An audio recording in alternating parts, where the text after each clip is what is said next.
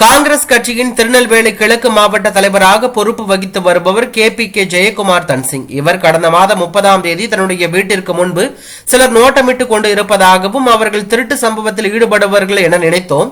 ஆனால் தனக்கு கொலை மிரட்டல் விடுவதாகவும் அவர்கள் வீட்டை சுற்றி வருவதாகவும் தெரிவித்து சிலரது பெயர்களை குறிப்பிட்ட மாவட்ட எஸ்பியிடம் வழங்குவதற்காக கடிதம் ஒன்றை எழுதி வைத்திருந்தார். மேலும் அந்த கடிதத்தில் நாங்குநேரி காங்கிரஸ் சட்டமன்ற உறுப்பினரின் பெயரும் இடம்பெற்றிருந்ததாக கூறப்படுகிறது.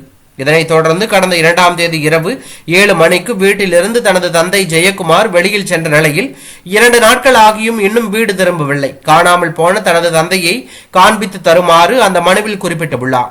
அந்த புகாரின் அடிப்படையில் காவல்துறையினர் வழக்கு பதிவு செய்து விசாரணை மேற்கொண்டார்கள். இதனிடையில் ஜெயக்குமார் தன்சிங்கின் உடல் உவரை அருகே கரைசுரத்த புதூரில் உள்ள தோட்டம் ஒன்றில் எரிந்த நிலையில் இருந்து மீட்கப்பட்டுள்ளதாக தகவல் வெளியாகி பரபரப்பை ஏற்படுத்தியுள்ளது.